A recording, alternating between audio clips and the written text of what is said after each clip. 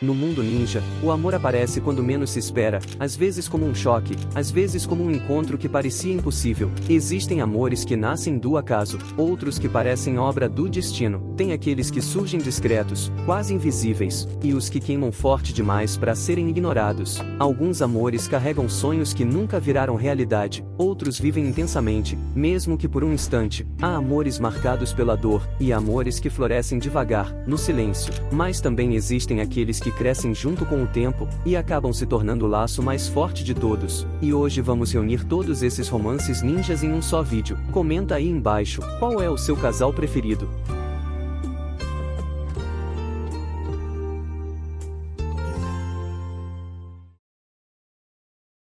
Duas almas, destinadas a se encontrarem, começaram a entrelaçar seus caminhos desde cedo, enfrentando juntas medos e inseguranças que pareciam maiores do que qualquer obstáculo físico. No país do Redemoinho, existia um chakra singular, carregado de poder e potencial inigualáveis. Em razão a isso, um acontecimento decisivo alterou para sempre a vida de uma jovem. Ela foi levada para Konoha com um propósito definido. Kushina Uzumaki estava destinada a se tornar a futura portadora da temida raposa de 9 caudas, uma responsabilidade colossal que apenas alguém com seu chakra Uzumaki poderia suportar. A notícia de seu destino mergulhou Kushina em um turbilhão de emoções. Diante de um futuro incerto, envolta em sombras, ela sentiu-se tomada por um misto de temor e expectativa. Sua conterrânea, Mito Uzumaki, antes da transferência do chakra da Biju, compartilhou palavras cheias de ternura e sabedoria. A esposa do primeiro Hokage falou sobre a essência do amor, explicando que ele possuía o poder de preencher qualquer vazio e sustentar aqueles que carregam fardos pesados. Embora o destino de Kushina fosse difícil, a lição transmitida prometia que o amor a guiaria em sua jornada, tornando-a capaz de enfrentar qualquer adversidade. Assim, quando chegou o momento de ingressar na Academia Shinobi, Kushina encontrou-se diante de um novo mundo, repleto de expectativas e desafios. No primeiro dia, enquanto a timidez e a ansiedade se mesclavam em seu peito, seus olhos se cruzaram com os de um garoto loiro que se destacava entre os colegas, Minato Namikaze. Algo profundo e imediato despertou dentro dela. Antes que pudesse explorar esse sentimento, porém, risadas e zombarias vieram de seus colegas, alvejando seu cabelo vermelho. A humilhação provocou nela uma mistura de indignação e impotência. Enquanto suportava as provocações, Kushina não hesitou em revelar sua ambição de se tornar a primeira mulher Hokage, enfrentando os olhares céticos com coragem. Minato, por sua vez, demonstrou que compartilhava o mesmo sonho, transmitindo uma determinação. O apelido cruel de Tomate começou a circular entre os colegas, usado para zombar da aparência de Kushina. Ela suportou os comentários com paciência, mas a raiva acumulada acabou transbordando,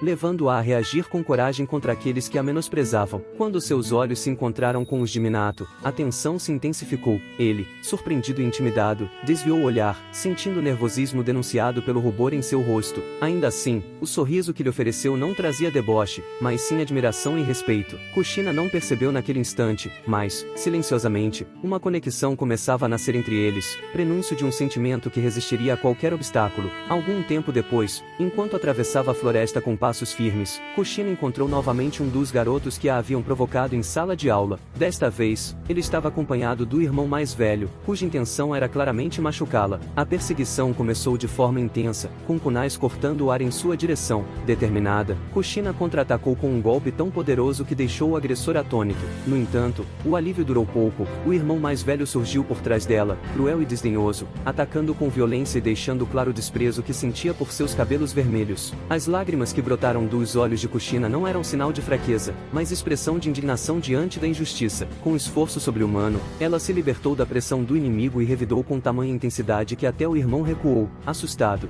Durante a luta, foi tomada por ressentimento contra o próprio cabelo, lembrança constante de suas dores. Contudo, sem perceber, aqueles fios vermelhos já simbolizavam sua força e determinação, algo que a definia mais do que qualquer insulto poderia. Exausta, cessou os golpes, e o agressor, derrotado, afastou-se, deixando-a sozinha na floresta. Foi então que Kushina percebeu Minato observando em silêncio. Tomada pela frustração e pela fúria, ela o repreendeu por não ter agido. Suas palavras carregavam dor, raiva e uma vulnerabilidade que raramente deixava transparecer. Mais tarde, ao retornar para casa, encontrou apenas a solidão e a escuridão. Nesse momento, ninjas da Vila das Nuvens surgiram das sombras com o objetivo de sequestrá-la, atraídos pelo valor e pelo perigo de seu chakra especial. Durante o trajeto até a aldeia inimiga, Kushina deixou cair discretas mechas de cabelo, na esperança de que alguém percebesse percebesse sua ausência e seguisse seu rastro. Minato foi o único a compreender o sinal. Movido por determinação e habilidade, perseguiu os sequestradores, derrotou-os e conseguiu resgatá-la. Antes que a exaustão a dominasse,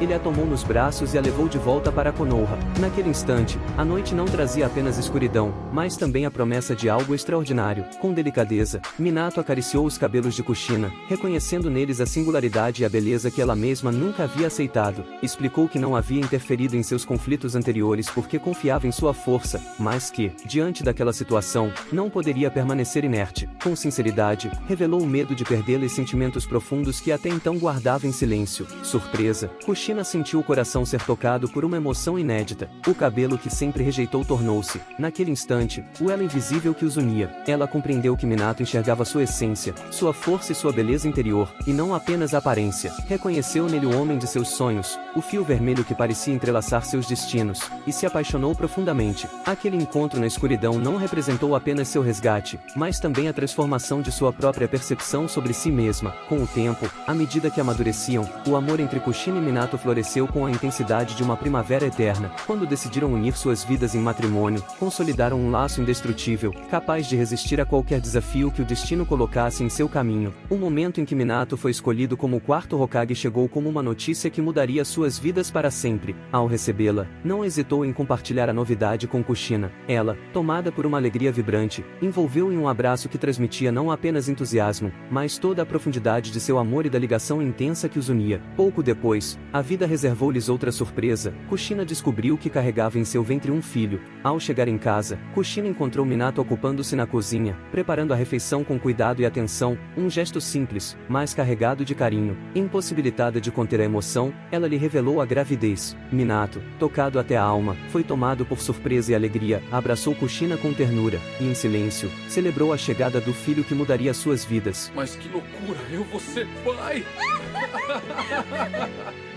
Algum tempo depois, durante uma visita de Jiraiya, amigo e mestre de Minato, o jovem Hokage encontrava-se absorto na leitura de um livro que narrava a vida de um ninja honrado, um guerreiro dedicado à paz. Inspirado pelo personagem, Minato decidiu que desejava que seu filho herdasse aquelas mesmas qualidades e escolheu dar-lhe o mesmo nome do protagonista. A escolha inusitada surpreendeu Jiraiya, mas Minato manteve-se firme, explicando a profundidade do significado por trás da decisão. Kushina também expressou aprovação, compartilhando a emoção do momento. Tocado pela cena, Jiraiya aceitou tornar-se padrinho de Naruto, fortalecendo ainda mais o laço que já existia entre mestre e aluno. Não muito tempo depois, o terceiro Hokage trouxe uma notícia que trouxe apreensão. O selo que continha a raposa de 9 caudas poderia enfraquecer durante o parto, colocando Kushina em sério risco. Diante desse perigo iminente, decidiu-se que o nascimento ocorreria fora da aldeia, sob os cuidados atentos de Minato e da esposa do terceiro Hokage. Apesar do temor que se instalou em Kushina, a presença firme de Minato e seu sorriso tranquilizador transmitiam confiança, permitindo que ela enfrentasse o momento crítico com coragem. No dia do parto, cada um assumiu seu papel com concentração absoluta. Minato dedicava-se a manter o selo da raposa sob controle, enquanto Kushina,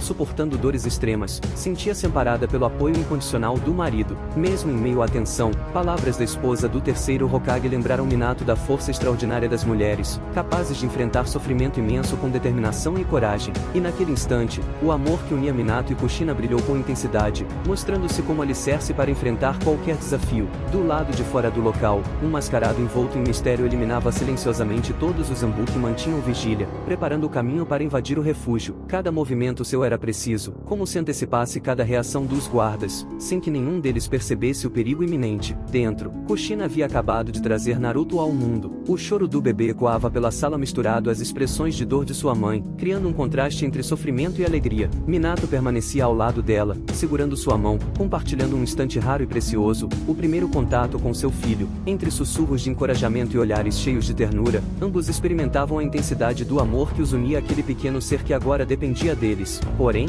a paz foi rasgada abruptamente. O homem mascarado irrompeu no refúgio, eliminando as assistentes que ajudavam no parto e tomando Naruto em suas mãos. Ameaçou a vida do bebê para forçar Minato a ceder. Num ato impiedoso, lançou o pequeno ao ar, amarrado a explosivos. Mas Minato reagiu com reflexos quase sobre-humanos, agarrando Naruto antes que o desastre se concretizasse, afastando-o do perigo iminente. Enquanto isso, Kushina foi sequestrada pelo inimigo, que buscava quebrar o selo da raposa de 9 caudas e assumir o controle da besta dentro dela. A extração drástica do chakra a deixou debilitada, quase exausta, mas sua extraordinária força e linhagem a mantiveram viva. O Mascarado, então, ordenou que a raposa atacasse sua própria Jinchurikin, mas Minato interveio a tempo, protegendo Kushina e reunindo-a novamente com Naruto. Descontrolada, a raposa espalhou destruição pela aldeia, mergulhando todos em pânico. Minato, mantendo a serenidade em meio ao caos, avaliou cada movimento da criatura e traçou sua estratégia. Com astúcia e precisão, conseguiu derrotar o inimigo mascarado com um ataque decisivo, antecipando seus planos e garantindo a sobrevivência de sua família. Após neutralizar a ameaça, Minato afastou a raposa da aldeia, aproximando-a de Kushina e Naruto. No instante crítico, Kushina decidiu que precisaria selar novamente a besta dentro de si, disposta a sacrificar sua vida para proteger o filho e permitir que Minato cuidasse dele. Com um olhar cheio de gratidão e amor, ela agradeceu a ele pelos momentos de felicidade que compartilhara antes do inevitável adeus. Minato, porém, não suportou a ideia de deixá-la partir sem que pudesse tocar novamente o filho. Movido por coragem e amor, tomou a decisão de selar a raposa dentro de si, ao mesmo tempo em que transferia parte do chakra de Kushina para Naruto, garantindo que mesmo ausente, ela pudesse guiá-lo no futuro. Ele confiava plenamente na profecia de seu mestre, acreditando que Naruto se tornaria o homem capaz de salvar o mundo ninja. Kushina, com o coração apertado, se recusava a permitir que o filho carregasse sozinho o fardo da raposa, ou que Minato sacrificasse sua vida apenas para conceder-lhe momentos finais com o bebê. Minato, firme e resoluto, explicou que a presença dela seria insubstituível para Naruto, algo que ele jamais conseguiria oferecer sozinho. No instante do selamento, Minato conseguiu absorver metade do chakra da raposa, mas, antes que pudesse concluir o processo de transferência para Naruto, a besta atacou novamente. Num ato de heroísmo extremo, ambos os pais se colocaram entre a criatura e o filho, sendo atravessados por suas garras. Nos últimos momentos, Kushina e Minato compartilharam um instante carregado de emoção junto ao bebê, deixando um legado de amor, coragem e sacrifício. Minato completou o selamento, garantindo a segurança de Naruto, mas ambos pereceram ao lado do filho, transformando seu sofrimento em esperança para o futuro. Assim começou a jornada de Naruto, marcado pela ausência dos pais, mas sustentado pelo amor e pelo sacrifício deles, crescendo determinado a se tornar um ninja digno, e um dia, o homem capaz de mudar o destino do mundo. O amor de Kushina e Minato, embora interrompido pela tragédia, permaneceu imortalizado no coração de Naruto. Cada gesto, cada palavra trocada nos últimos instantes, cada olhar cheio de ternura e coragem, transformou-se em legado. Não era apenas a força do chakra ou a habilidade de um ninja que eles deixaram para o filho, mas algo ainda mais profundo, a certeza de que mesmo ausentes, o amor verdadeiro podia proteger, guiar e inspirar.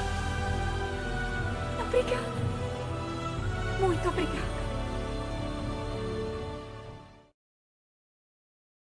Desde jovem, o coração de Jiraiya pertencia apenas a uma única mulher. O afeto que sentia por Tsunade nunca se dissolveu, nem mesmo diante das recusas que colecionou ao longo da vida. Para ele, a prioridade não era ter esse amor correspondido, mas sim testemunhar a felicidade dela, ou pelo menos, era nisso que ele tentava acreditar para suportar a distância que a própria Tsunade ergueu após tantas perdas.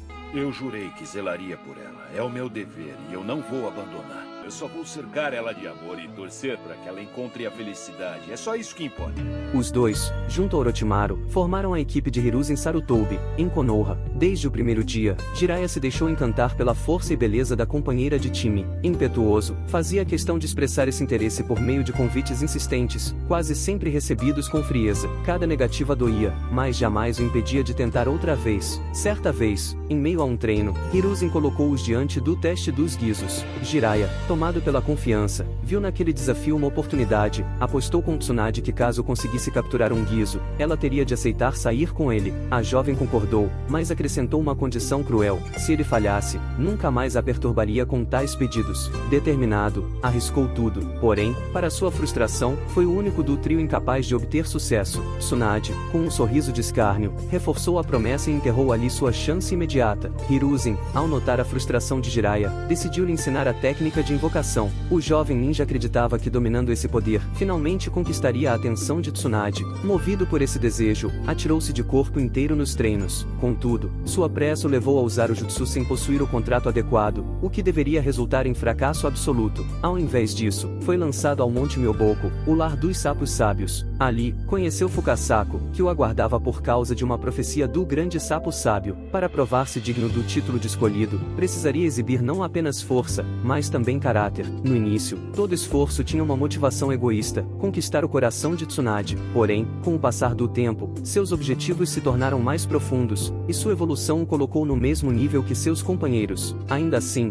seu coração não abandonava os insistentes convites à amada, que permanecia inabalável em suas negativas. Aos poucos, contudo, uma ligação diferente começou a se desenhar entre os dois, algo mais silencioso e intangível. Foi nesse período que o encontro com o grande sapo sábio transformou a vida de Jiraiya. A profecia anunciava que ele percorreria o mundo, escreveria livros e guiaria discípulos, um dos quais poderia salvar ou condenar a humanidade. O peso dessa revelação passou a nortear suas escolhas, ainda que Tsunade continuasse sendo sua maior inspiração. A guerra, entretanto, se aproximava. Tsunade celebrou o aniversário de 15 anos de seu irmão, Naoaki, oferecendo-lhe como presente o colar de Hashirama. O jovem, inspirado, prometeu tornar-se Hokage para proteger a aldeia, e foi selado com um beijo na testa. Mas, no dia seguinte, Naoaki foi morto, vítima da ausência de ninjas médicos no campo de batalha. Tsunade sucumbiu ao luto. Jiraiya, impotente diante da dor dela, sentiu o peso da profecia cair ainda mais sobre seus ombros. Precisava encontrar o discípulo capaz de romper o ciclo de sofrimento.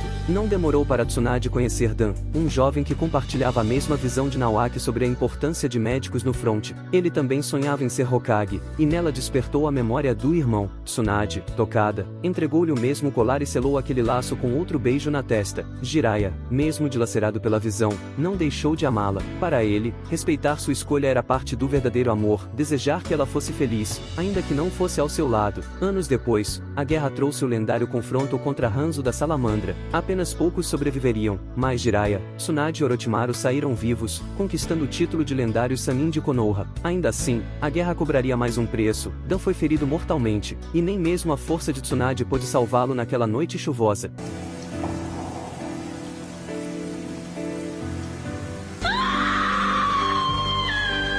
A perda afundou-a ainda mais na dor, e Jiraiya testemunhou, em silêncio, a destruição lenta do coração da mulher que tanto amava. Com a vitória de Konoha, cada Sannin seguiu seu próprio caminho. Orochimaru abandonou a aldeia em busca de poder. Tsunade, perdida, deixou Konoha, entregando-se ao álcool e ao jogo, acompanhada apenas de Shizune. Já Jiraiya permaneceu fiel à missão que a profecia lhe impôs, viajou pelo mundo, escreveu livros e buscou o discípulo que carregaria o destino da humanidade. Numa vila em que passou, uma certa mulher demonstrou-se atraída por ele. Embora Jiraiya não pareça alguém que rejeitaria uma boa comida, se é que me entendem, ele acabou rejeitando a líder da vila, colocando pra fora que seu coração ainda amava Tsunade. Que infelizmente eu já dei o meu coração pra outra mulher. Tudo bem que é bem unilateral da minha parte. Ela perdeu todas as pessoas que amava, uma após a outra. Então agora ela simplesmente rejeita o amor para proteger o coração dela. O tempo avançou, e Konoha gerou novas gerações promissoras. Durante os exames Chunin, Orochimaru voltou a Konoha para uma vingança pessoal. No entanto, Hiruzen deu sua vida selando os braços do antigo pupilo, e a vila enfraquecida necessitava de um novo Hokage. Jiraiya foi cogitado, mas recusou. Seu destino estava ligado à profecia, e em seu coração sabia que Tsunade era a pessoa ideal para assumir o posto. Com essa convicção, partiu em busca dela. Por outro lado, Tsunade, que vivia uma vida melancólica depois de suas perdas, foi buscada por Orochimaru. Um ser consumido pela escuridão e pela sede de poder estava diante dela. Orochimaru lhe oferece uma proposta tentadora, direcionada a alguém mentalmente fragilizado como ela, trazer de volta à vida as duas pessoas que mais amou, em troca de curar seus braços e sacrificar duas vidas. Tsunade sentiu-se profundamente abalada. À noite, tenta afogar-se na bebida, refletindo sobre o dilema que lhe foi imposto. Nesse momento, Jiraiya surge acompanhado por um garoto peculiar. O Sannin estava procurando Tsunade para transmitir uma mensagem de Konoha, que ela se torne a nova Hokage. Sem hesitar, ela rejeita a oferta, revelando desprezo pelo título. A perda de entes queridos e sonhos endureceu seu coração. O cargo que antes simbolizava esperança agora desperta ódio. Brincar de Hokage. Tô fora, é um jogo de tolos. Ao ouvir suas palavras, o garoto, Naruto, não se contém. Encarando Tsunade, indignado pelo menosprezo ao cargo de Hokage, ele a desafia para um duelo, mas é derrotado com facilidade. Ainda assim, Tsunade se surpreende pelas palavras do garoto, que ressoam profundamente em sua mente, despertando os ecos de sentimentos que ela acreditava adormecidos. Ser Hokage é o meu grande sonho. 3 dias passam, e enquanto Naruto se recuperava, Tsunade faz Jiraiya e Shizune adormecerem antes de ir ao encontro de Orochimaru. Ela não desejava que eles se envolvessem, eram as últimas pessoas que ainda importavam para ela, e ela queria resolver aquilo sozinha. O primeiro confronto é com Kabuto, que corta a própria mão para impedir que Tsunade lutasse, já que o sangue desperta nela um trauma profundo ligado à perda de Dan. A tensão aumenta, mas Jiraiya, Shizune e Naruto chegam a tempo para ajudar. Jiraiya enfrenta Orochimaru, enquanto Naruto encara Kabuto, mostrando uma determinação surpreendente. O feito do garoto fez Tsunade enxergar nele reflexos de seus amados falecidos, reconhecendo em Naruto a esperança que julgava perdida. Em um gesto simbólico, entregou-lhe o colar de seu avô, depositando nele sua fé no futuro. Ao lado de Jiraiya, Tsunade encara Orochimaru. O confronto é intenso, mas conseguem detê-lo, e Orochimaru com Kabuto recuam. Antes de retornar à aldeia da Folha, o coração de Jiraiya transbordou de alegria. A mulher que sempre amou estava enfim recuperando a esperança. Retornaram juntos a Konoha, onde ela foi proclamada oficialmente a quinta Hokage. Para Jiraiya, aquele momento significava mais que uma vitória da vila, era a certeza de que Tsunade, apesar de todas as cicatrizes, voltava a sentir razão em sua própria vida. Os anos avançaram silenciosos, e cada um seguiu o caminho que o destino lhe impôs. Tsunade assumia o peso de Konoha sobre os ombros como Hokage, carregando o fardo da liderança, enquanto Jiraiya mantinha-se fiel àquilo que considerava sua missão mais importante, guiar Naruto. No íntimo, acreditava com firmeza que o garoto era o escolhido da profecia, aquele que poderia romper o ciclo de dor que o mundo ninja conhecia. Porém, ao mesmo tempo em que essa esperança lhe dava força, a sombra da organização Akatsuki agia, espalhando medo com a captura das bestas de cauda e voltando inevitavelmente sua atenção para Naruto. Nesse mesmo período, Jiraiya entrou inesperadamente no gabinete da Hokage, convidou Tsunade para beber, como nos velhos tempos. Durante a noite, revelou que havia descoberto o paradeiro do líder da Akatsuki e pretendia investigar sozinho. Tsunade obviamente discordou, sugerindo organizar uma missão adequada, mas Jiraiya insistiu que era algo que ele precisava enfrentar, algo que era necessário. Ela lembrou de tudo o que viveram juntos, a morte de Naoaki, a perda de Dan e os anos de escuridão que suportou até reencontrar esperança. Em cada uma dessas dores, Jiraiya esteve ao seu lado. Ele cuidava dela, mas sempre enfrentava sua própria solidão sem apoio. Tsunade compreendeu o que aquilo significava para Jiraiya e não o impediu. A despedida foi tingida de dor e de uma estranha suavidade, pois Jiraiya, com seu jeito irreverente de lidar com o inevitável, não demonstrava medo. Suas palavras, marcadas por leveza, escondiam a gravidade da escolha. Tsunade, porém, sentiu o coração pesar de forma quase insuportável. Antes de partir, Jiraiya fez uma aposta com ela, já que sabia que Tsunade sempre perdia. Apostou que voltaria vivo. Por um triz, Tsunade não declarou os sentimentos que desenvolveu por Jiraiya, mas ainda assim, era evidente em suas palavras carregadas. Quando Jiraiya partiu, e sua silhueta desapareceu no horizonte, os olhos de Tsunade se encheram de lágrimas, pois sabia, ainda que não quisesse admitir, que talvez nunca mais o veria retornar. Os dias se passaram e a trágica notícia chegou como uma lâmina em Konoha. Infelizmente, o jovem Jiraiya faleceu em batalha. Jiraiya cumpriu sua missão até o fim, descobriu a identidade do líder da Akatsuki, e ao preço da própria vida, protegeu Konoha e Naruto. Morreu de forma valente, sustentado pela honra e pelas convicções que carregava desde jovem. Tsunade ficou sem chão, já que em seu coração havia uma última esperança de revê-lo vivo. Entre lágrimas silenciosas, recordou o homem que sempre esteve presente, que dedicou sua vida a cuidar dela. Naquele instante, Tsunade compreendeu que venceu a aposta mais cruel de todas, e talvez, no fundo de sua alma, um arrependimento a tenha atravessado, o de nunca ter permitido a si mesma aceitar o amor de Jiraiya.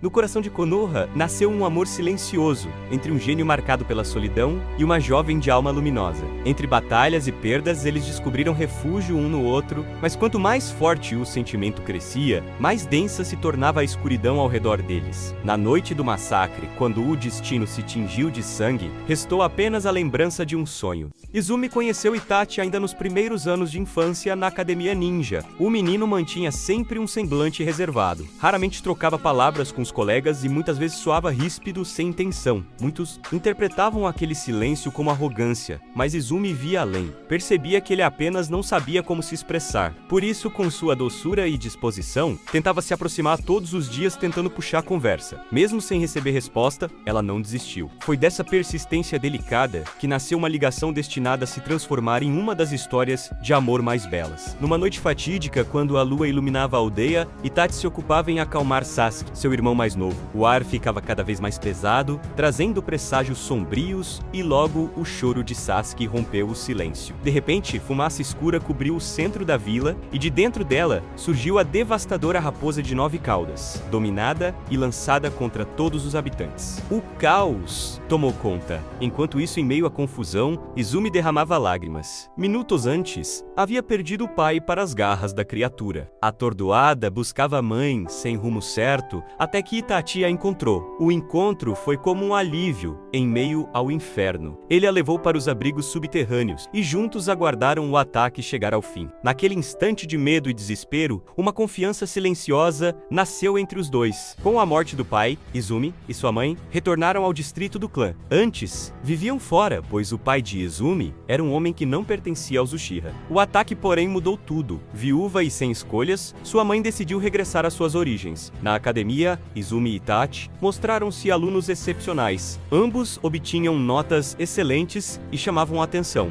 embora, no caso de Itachi, o talento fosse incomparável. Era considerado um prodígio raro, o maior da geração, e isso atraía inveja de colegas mais velhos. Um dia, essa inveja se revelou em forma de provocações. Um grupo de garotos insinuava que o clã Uchiha foi responsável pela tragédia da raposa. Itachi, como sempre, apenas se manteve calmo, mas Izumi não suportou. Desde aquela noite em que ele a salvou, um carinho profundo e uma admiração crescente nasceram em seu coração. Ver zombarem do clã, depois de ter perdido o próprio pai no ataque, era insuportável. Tomada pela emoção, enfrentou os provocadores e, sem perceber, ativou seu Sharingan. Surpreso, Itachi perguntou como ela havia despertado o Doujutsu. Izumi revelou que o trauma da morte de seu pai havia deixado uma dor insuportável e que a energia estranha que sentiu se concentrou em seus olhos, e assim o Sharingan surgiu. Ele a ouviu com atenção, agradeceu por compartilhar aquilo e pediu desculpas por fazê-la reviver lembranças tão dolorosas. Izumi, porém, apenas sorriu e segurou sua mão, murmurando: Não se preocupe. O tempo passou, e numa noite silenciosa, Itachi escutava seus pais conversando de seu quarto. Fugaku e Mikoto comentavam o desempenho impecável do filho na academia. Orgulhoso,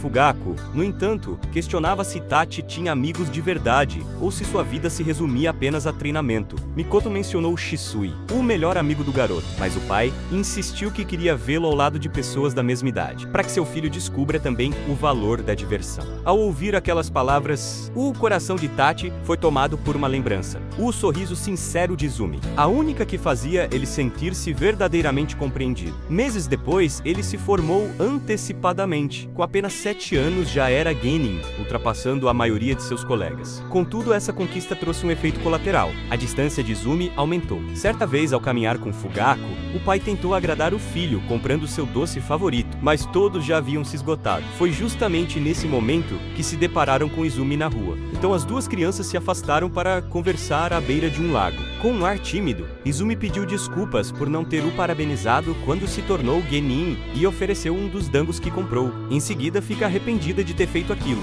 achando inadequado oferecer apenas doces ao prodígio do clã. Mas para sua surpresa, Itachi se mostrou com água na boca, já que eram seus doces favoritos. Ela percebeu então que por trás da aura de gênio havia um garoto simples que também podia ser feliz com pequenas coisas. O gesto a fez sorrir, e ela acabou dividindo com ele, deixando-o envergonhado. Depois, Izumi lamentou não ter um presente de formatura e perguntou se havia algo que ele desejava. Itachi a olhou intensamente e ela compreendeu, em silêncio, que ele queria despertar o Sharingan assim como ela, e sentindo-se incapaz de ajudá-lo nisso, pediu desculpas novamente, explicando que não poderia dar-lhe isso. Cada vez mais à vontade com Itachi, ela abriu o seu coração, confessando que desde a morte do pai, havia jurado lutar com todas as forças para se tornar mais forte, proteger sua mãe e todos aqueles que amava. Carregava a dor de pensar que se tivesse tido mais poder, talvez seu pai ainda estivesse vivo. Itachi a ouviu com seriedade e respondeu que não era justo que ela se culpasse. Garantiu que acreditava em sua força e no potencial que floresceria através de seu esforço. Antes que a conversa pudesse se aprofundar ainda mais, um colega da equipe de Itachi os interrompeu. Porém, naquele instante, o laço entre os jovens Uchihas havia se firmado de forma definitiva. Um vínculo nascido em meio à dor, mas iluminado por sentimentos que só cresciam, discretos e intensos como o brilho de seus olhos. Pouco depois, em uma de suas conversas mais mais íntimas, Izumi deixou escapar de modo indireto o sentimento que guardava no coração. Itachi, intrigado e preocupado, lhe perguntou com seriedade: Por que você deseja tanto se tornar uma kunoichi? A jovem respirou fundo antes de responder. Disse que a primeira razão era o exemplo do pai, que também havia seguido esse caminho. No entanto, acrescentou que havia algo mais forte a impulsioná-la. Queria trilhar o mesmo destino da pessoa por quem nutria carinho. Era uma revelação sutil, mas clara para quem sabia ouvir. O vínculo entre eles se aprofundava, embora a sombra de um futuro incerto começasse a se insinuar sobre suas vidas. Com o passar dos meses, Itachi foi convocado para integrar a Anbu. Essa notícia trouxe inquietação a Izumi. Ela compreendia os riscos que a organização escondia e temia por ele.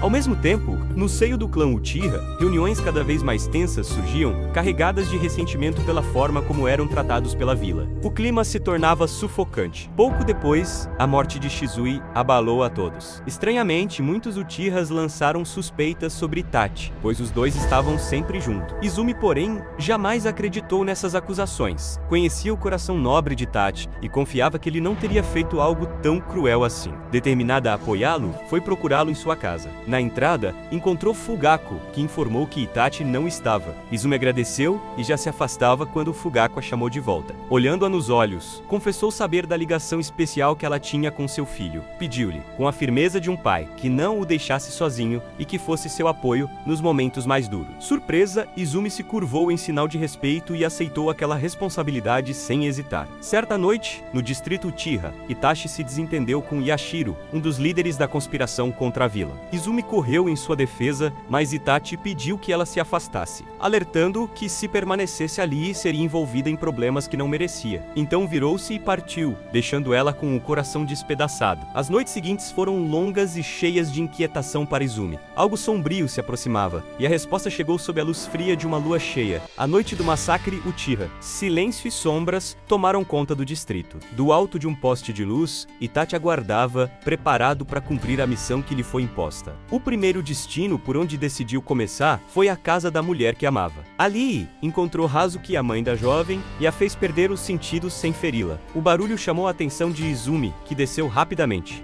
Ao ver a mãe caída e Itachi ao lado, seus olhos se encheram de confusão. Antes que conseguisse perguntar algo, ele lançou sobre ela o seu Sharingan. De início, Izumi sentiu apenas uma pressão na cabeça, como se fosse uma breve dor, mas ao abrir os olhos, o mundo havia mudado. Diante dela, Itachi sorria com ternura, e sua mãe também parecia bem. Além disso, Izumi ouviu de Itachi que Shizui ainda estava vivo, e com a felicidade que sentiu naquele momento, o abraçou, tomada de alegria. Na ilusão, o tempo passou de forma diferente. A amizade deles floresceu, transformando-se em amor profundo. Tornaram-se Jonin lado a lado, celebraram vitórias e compartilharam tardes serenas à beira do lago. Em um desses momentos, Itachi, com coragem rara, entregou-lhe um anel de compromisso. As lágrimas escorreram pelo rosto de Izumi enquanto aceitava. O casamento veio logo depois, simples, mas repleto de felicidade. A vida foi passando e eles tiveram um filho, que trouxe lágrimas de alegria ao casal. Os anos se transformaram em décadas. O menino cresceu e tornou-se um ninja exemplar, orgulho de ambos. O casal envelheceu unido, até que a saúde de Izumi se fragilizou. Mesmo debilitada, ela recebia sempre os cuidados pacientes de Itachi. Quando a morte finalmente se aproximou, Izumi fechou os olhos. No instante seguinte, percebeu que aquilo tudo havia sido um sonho tecido por uma ilusão. Viu-se novamente jovem, amparada nos braços de Itachi, entendendo a verdade. Ele lhe deu, em seus últimos momentos, a vida feliz que o destino havia negado. Murmurando, com lágrimas nos olhos e voz fraca, agradeceu por tudo. Itachi, com um olhar que misturava dor e ternura, respondeu baixinho que era ele quem devia agradecer. Porque em meio a tanto sofrimento, apenas Izumi havia mostrado a ele o que era um amor verdadeiro. Mesmo tendo amado Izumi com sinceridade, ele jamais se permitiu trair o caminho que havia escolhido. A lealdade a um bem maior, a paz que exigia seu sacrifício. Por isso, abafou seus próprios desejos e suportou o peso de renunciar à felicidade ao lado dela. Ainda assim, no instante decisivo, não pôde deixá-la partir apenas com dor. Com seu Tsukiyomi, ele lhe ofereceu seu amor e uma vida feliz. O tempo dentro da ilusão correu como se fossem 80 anos de plenitude. Izumi partiu sorrindo, e ao vê-la descansar em paz, Itachi carregou para sempre a certeza de que, mesmo em meio à tragédia, havia conseguido dar a ela o presente mais precioso de todos, uma eternidade de amor condensada em um último suspiro.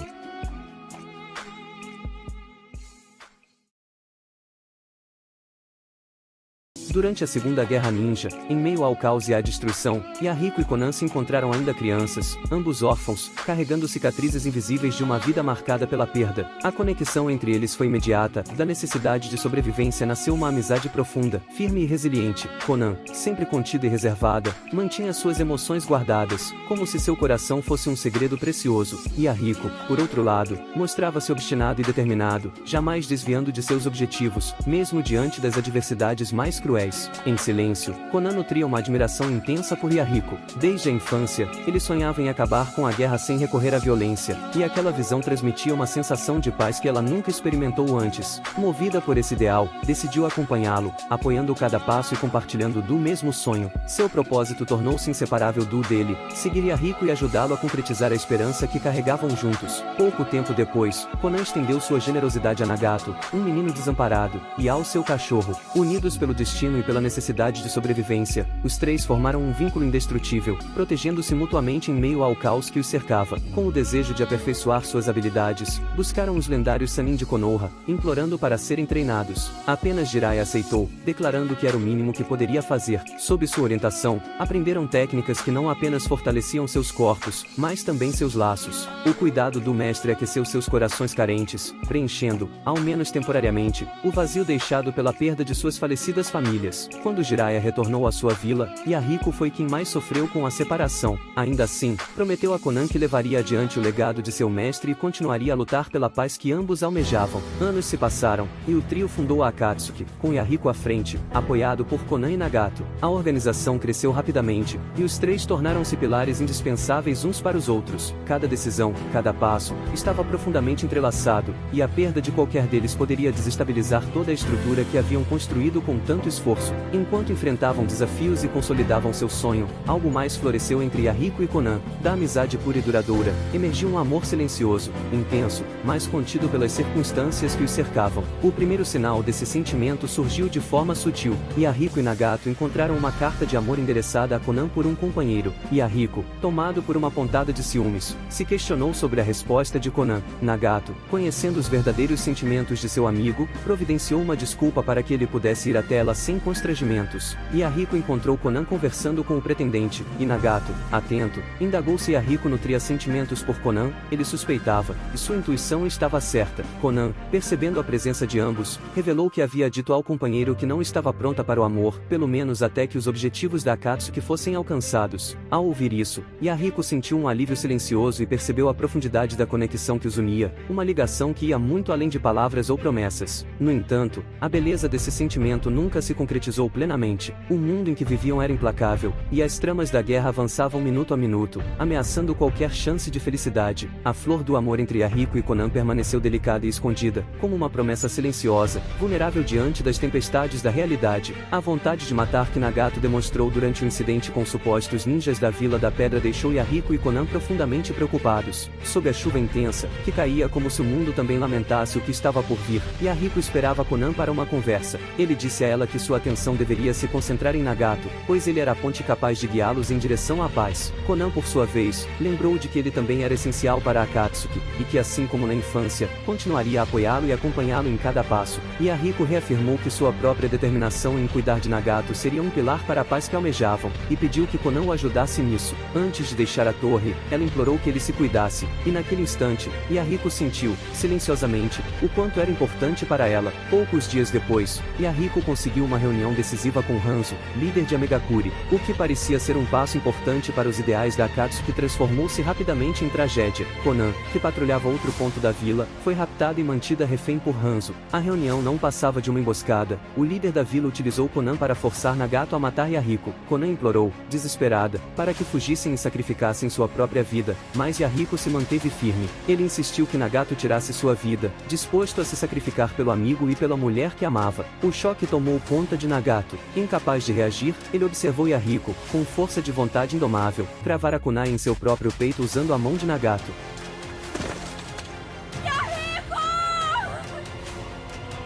A morte de Yahiko foi o estopim que transformou o desespero em destruição. Nagato desencadeou uma chacina devastadora, eliminando todos que se opunham e salvando Conan. Naquele instante, a Akatsuki perdeu a pessoa que era seu verdadeiro coração. Conan, tomada pela dor, viu seu amor ser interrompido antes mesmo de florescer. Restava apenas cumprir a última vontade de Yahiko, aquele pedido silencioso que carregaria consigo para sempre. Com a morte de Yahiko, Nagato assumiu a liderança da Akatsuki. O objetivo permanecia o mesmo, a paz, mas os meios tornaram-se implacáveis e diferentes. Conan permaneceu ao lado de Nagato, protegendo-o, como havia prometido a Yahiko. Os olhos de Nagato deram origem aos 6 caminhos da dor, corpos mortos sob seu controle, sendo o corpo principal o cadáver de Yahiko. Ao lado de Nagato, ela caminhou por anos, vendo definhar fisicamente ao mesmo tempo, crescer em poder e convicção. A Akatsuki se tornou outra coisa, mais temida e sombria do que Yahiko havia imaginado. Nagato, sob a identidade de Pen, ergueu seu domínio, e Conan foi sua guardiã inabalável, seu apoio constante.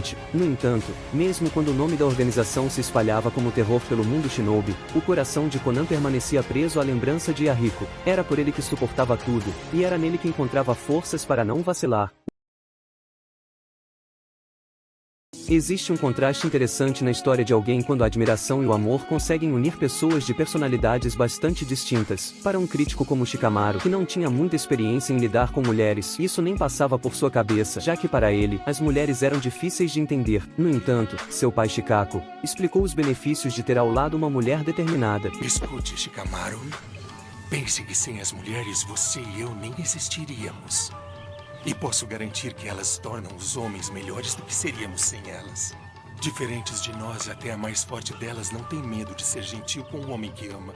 Um dia você entenderá melhor o que estou falando. Mais tarde, após levar uma bronca, Shikamaru questiona o pai sobre o motivo de ter se casado com sua mãe, que ele considerava briguenta e implicante. Shikaku responde calmamente que até uma mulher implicante podia ser amável às vezes. O que Shikamaru não imaginava era que uma mulher assim estava destinada a ele, algo que descobriria na prática, já que durante os exames Chunin, há algumas semanas, o seu destino havia se cruzado com essa pessoa. Embora não se importasse realmente em ser promovido, ele não gostava da ideia de perder para uma garota. Temari, por sua vez, atacou com firmeza e coragem, enquanto Shikamaru evitava o confronto direto e usava sua inteligência para aguardar o momento ideal. Olhando para o céu, Shikamaru sonhava em ser como uma nuvem, livre, leve, vagando sem rumo, longe dos problemas e aborrecimentos da vida. Para ele, o ideal era não se envolver demais, não complicar as coisas e apenas deixar o tempo passar. Mas, infelizmente para ele, Temari não estava ali para brincar e assumia o controle do combate, ou ao menos acreditava estar no comando, até que Shikamaru demonstrou seu talento estratégico ao conduzi-la até o ponto desejado, a capturando e deixando-a sem saída. No entanto, como se estivesse satisfeito apenas por ter alcançado aquele resultado, desistiu da luta, alegando que quase não lhe restava chakra e que vencer daria muito trabalho. Diante disso, Temari ficou em silêncio, admirada. Sob ordens de sua vila, Temari se preparava para seguir com seus irmãos, Gari e Kankuro, na missão de invasão a Konoha. No entanto, essa invasão acabou fracassando, pois Konoha conseguiu se defender e contra-atacar, saindo vitoriosa, apesar da perda de seu líder. Por outro lado, os ninjas da areia descobriram que haviam sido manipulados por Orochimaru, que assassinou o 4º Kazekage, Hasa, pai de Temari e seus irmãos, e assumiu seu lugar disfarçado. Com isso, a Vila da Areia reatou os laços com Konoha, justamente no período em que Sasuke desertou da vila. Tsunade incumbiu Shikamaru, que havia sido promovido a Chunin por conta de sua estratégia excepcional durante o combate contra Temari, a montar uma equipe de resgate para trazer Sasuke de volta. A equipe de Shikamaru partiu para a missão, separando-se ao longo do caminho para enfrentar os escoltas que acompanhavam Sasuke em sua jornada até Orochimaru. Shikamaru ficou responsável por enfrentar Tayuya, que invocava 3 monstros e os controlava por meio de sua melodia da morte. Encurralado pelas invocações, Shikamaru conseguiu analisar sua oponente com precisão e usou sua sombra para paralisá-la. No entanto, a situação mudou quando Tayuya ativou o 2º estágio de sua marca da maldição, aumentando significativamente seu poder. Apesar de se esforçar ao máximo, Shikamaru não conseguiu derrotá-lo e acabou ficando vulnerável por falta de forças. Foi nesse momento que Temari apareceu para ajudá-lo, pois ela, Gari e Kankuro haviam sido enviados pela Vila da Areia como reforços na missão.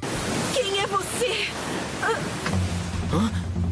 Aliados da Aldeia da Folha. Entendi. O 5º Hokage os mandou. Ela salvou nossas vidas. Temari provocou Shikamaru questionando se ele desistiria novamente, e declarou que lutaria em seu lugar. Incomodado, Shikamaru afirmou que um homem de verdade não deixaria uma mulher lutar por ele, apenas para ser repreendido por ela em seguida. Você fala duro, mas eu sei que não é de nada, idiota. Sem dificuldade, Temari utilizou seu estilo vento para anular as técnicas da adversária, o que impressionou Shikamaru. Com base nas informações fornecidas por ele sobre Tayuya, Temari usou sua invocação e executou a dança da espada, derrotando a inimiga e deixando-a fora de combate. Admirado, Shikamaru refletiu que Temari era ainda mais assustadora que sua mãe. Está acabado. Ela não brinca em serviço. Ela é tão sutil quanto um rinoceronte. Ela é mais brava que a minha mãe. Esse foi bom, hã? Bom, dessa vez só me resta ser grato por ela ser tão assustadora. Ao retornar da missão, todos os ninjas sob o comando de Shikamaru ficaram em estado grave após os combates, o que naturalmente o fez sentir-se responsável. Temari tentou consolá-lo à sua maneira, dizendo que sacrifícios eram comuns em missões e que nem tudo podia sair conforme o planejado. No entanto, isso não foi suficiente para Shikamaru, que, decepcionado com o desfecho de sua primeira missão como líder, começou a duvidar de si mesmo, considerando que talvez não estivesse preparado para ser um ninja. Temari comentou que ele era surpreendentemente frágil para um homem. Em silêncio, Shikamaru tentou se afastar, mas foi interrompido por Shikaku, que foi ainda mais direto ao confrontá-lo. Shikamaru, uma garota desrespeita você e você simplesmente vai embora? Pode apostar que sim. Não é meu estilo ficar lá discutindo. Isso aí é coisa pra garotas.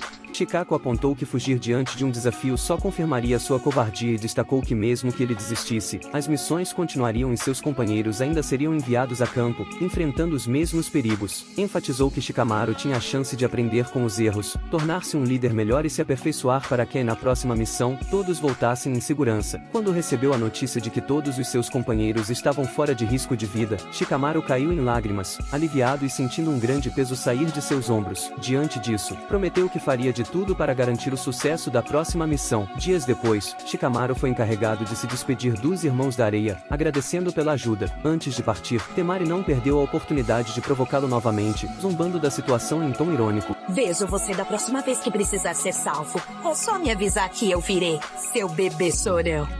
Vocês garotas são todas iguais. Gostam de ter a última palavra, não é? Em pouco tempo, Shikamaru teve a chance de retribuir o favor. Ninjas que buscavam roubar o poder de Shukaku dentro de Gaara, sequestraram Matsuri, aluna dele, como refém. Com isso, os Irmãos da Areia partiram em perseguição aos inimigos. Durante o resgate, Temari ficou encarregada de enfrentar uma inimiga habilidosa no estilo vento, assim como ela. No decorrer da batalha, após ter todos os seus ataques neutralizados, Temari foi atingida e arremessada contra uma árvore. Quando estava prestes a ser finalizada, foi salva por Shikamaru, que, enviado por Konoha como reforço, chegou a tempo de intervir e desviou os movimentos da oponente ao controlá-la com sua sombra.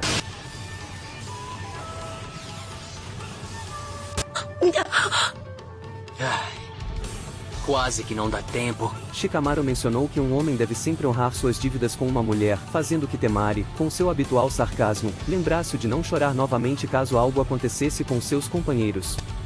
Se um de seus parceiros for derrotado, tente não começar a gritar de novo. Você vai ficar me lembrando disso pra sempre? Eu acho que é isso que as garotas fazem melhor. Eu tô começando a achar que eu tô sobrando aqui. Trabalhando em sintonia, Shikamaru conseguiu imobilizar a inimiga com sua técnica de sombra, permitindo que Temari a finalizasse com sua técnica especial. Maravilha, uma menos. Ela é muito engraçada. No fim, a refém da Vila da Areia foi resgatada e os demais inimigos foram detidos pelos aliados. Ao se despedir dos Irmãos da Areia, Shikamaru selou a dívida entre eles. Como de costume, Temari zombou dele mais uma vez. Da próxima vez vocês ficam devendo. Bom, pelo menos dessa vez você não travou. Já é uma melhor. Ai não, mulheres. Vocês sempre têm que dar a última palavra. 2 anos e meio após esses acontecimentos, Temari passou a visitar Konoha com frequência, já que os próximos exames Chunin estavam prestes a acontecer. Durante sua estadia na vila, Shikamaru atuava como seu escolta, o que gerou suspeitas em Naruto de que os dois estivessem saindo juntos, algo que ambos negaram, afirmando manter apenas uma relação profissional. Fala aí, vocês estão ficando ou não? Não é nada disso, seu idiota. Como se eu tivesse tempo.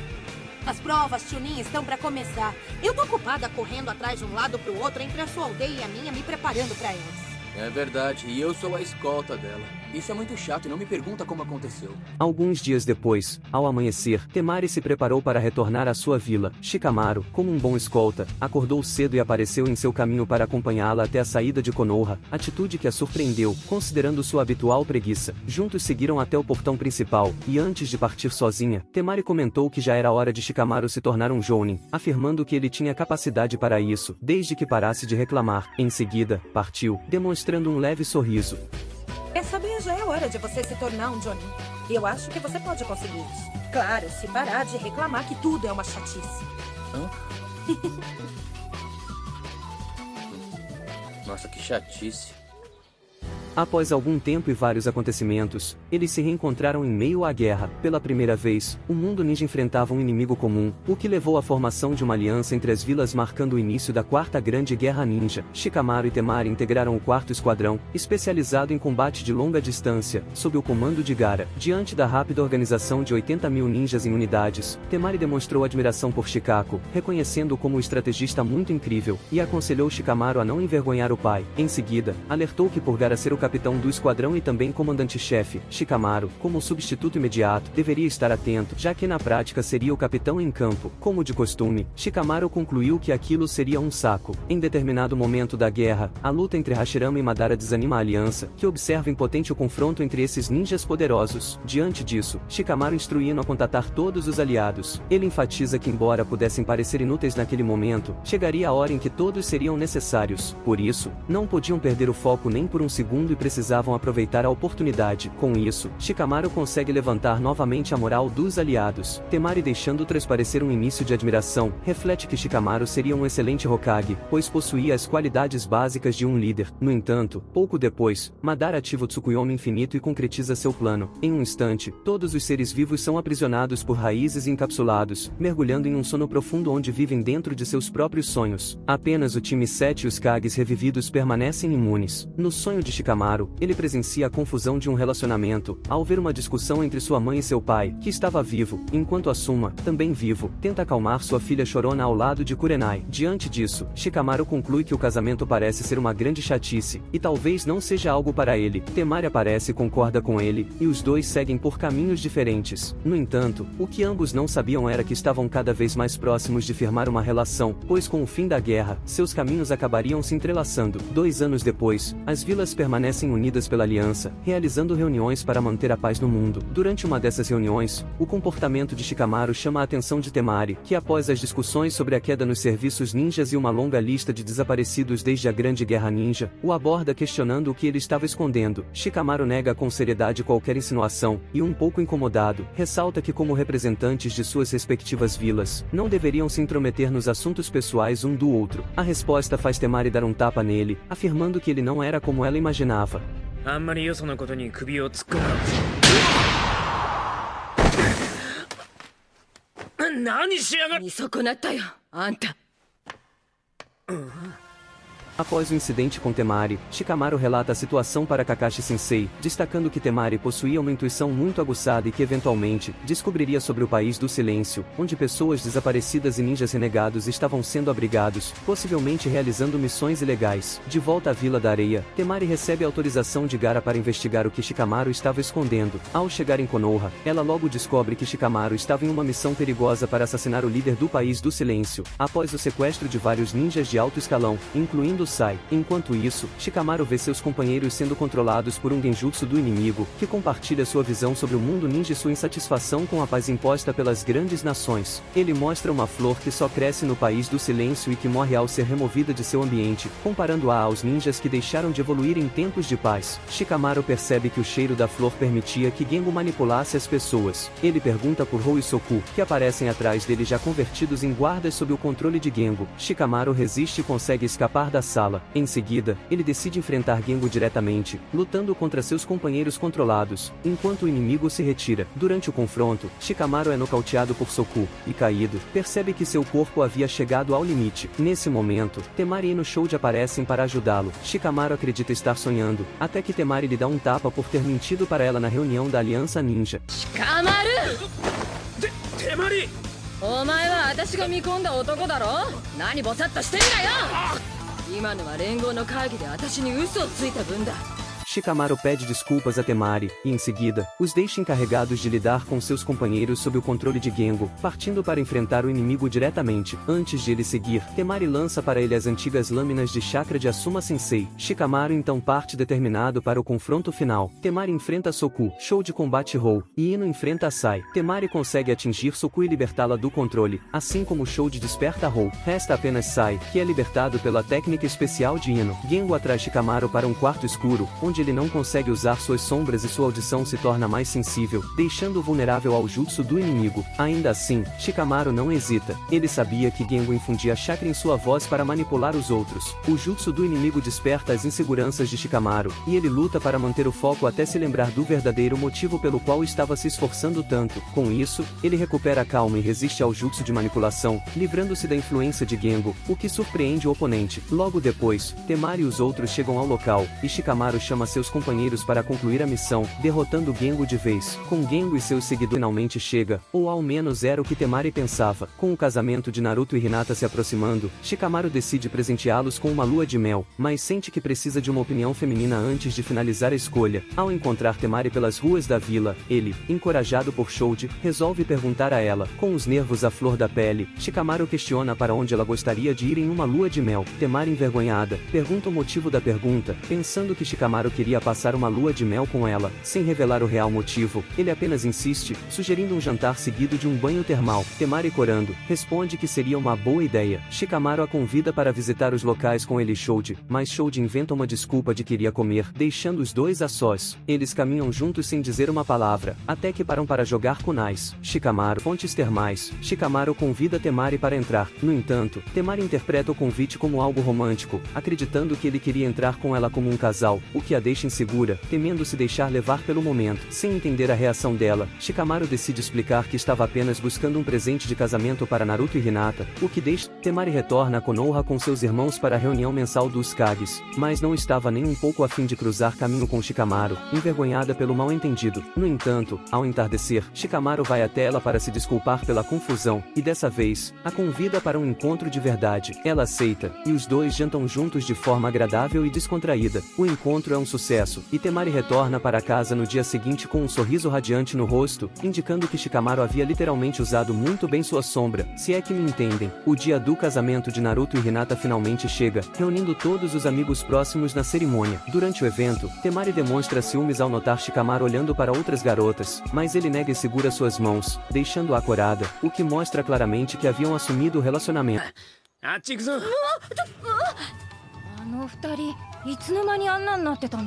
Alguns anos depois, assim como seu pai, Shikamaru acaba se casando com uma mulher exigente e mandona, e tem seu único filho até então, Shikadai Nara. Temari não hesita em disciplinar o filho, enquanto Shikamaru tende a ser mais brando, o que leva Temari a chamá-lo a atenção por isso. Shikamaru, você pega leve demais com um garoto e é por isso que ele tá sempre se metendo em confusão. Ai, agora eu que vou levar um sermão. Eu tô falando isso pelo bem de toda a família Nara, e você fica aí fazendo gracinha. Mas que saco. Deixa eu ver, vocês dois estavam pensando, mas que saco, né? Sem jantar, pra vocês dois. No entanto, como Shikaku disse no passado, até mesmo uma mulher exigente pode ser amável. Apesar de deixar o marido e o filho tensos com sua postura firme, Temari também demonstra carinho por sua família, embora seu lado durona seja sempre o mais evidente. Caramba, vocês são tão...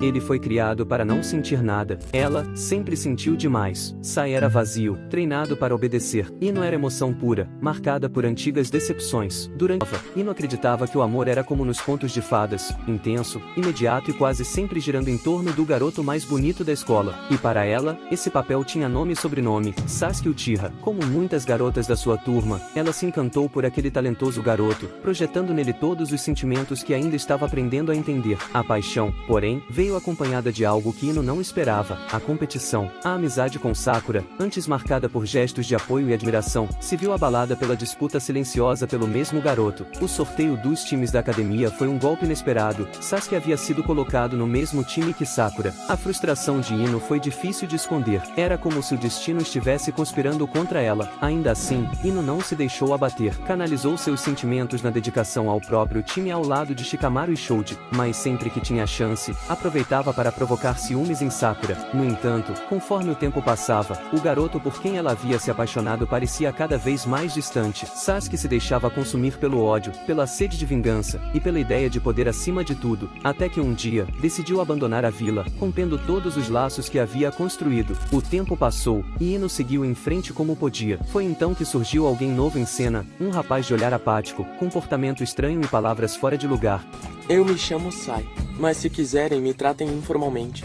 Ei, aquele cara novo é uma gracinha, não acha? Ele até parece com o Sasuke.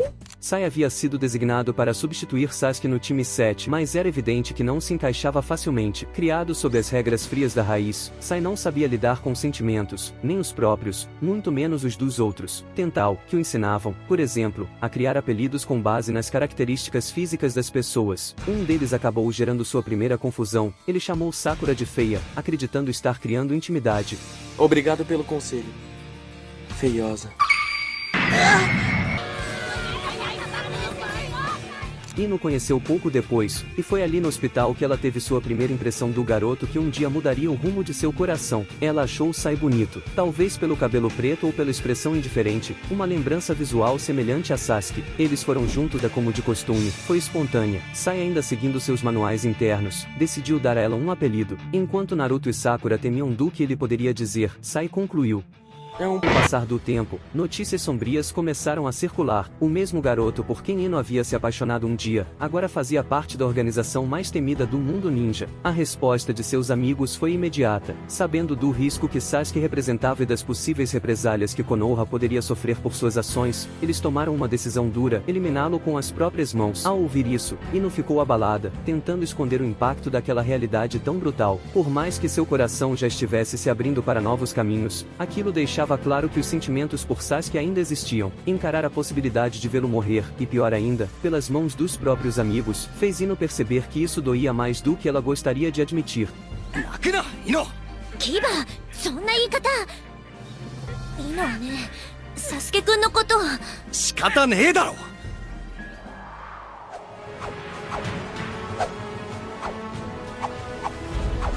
A quarta grande guerra ninja teve início. No meio do caos, Ino viu Sasuke novamente desde que ele havia deixado Konoha. Naquele momento confuso, ela escutou Sasuke com um novo discurso e uma nova ambição: queria se tornar Hokage. A declaração pegou a todos de surpresa, inclusive Ino, que não sabia se sentia aliviada por ele ter voltado ou inquieta com o rumo que ele havia tomado. Durante os confrontos, Sai demonstra de forma sutil sua desconfiança em relação a Sasuke, além de sentir-se um tanto ofuscado pela presença daquele a quem havia substituído. Mais tarde, quando o Tsukuyomi Infinito foi lançado e todos caíram em sonhos profundos, os desejos inconscientes de Ino vieram à tona. Em seu mundo ideal, dois rostos familiares apareciam, Sasuke e Sai. Eles brigavam entre si, disputando seu amor.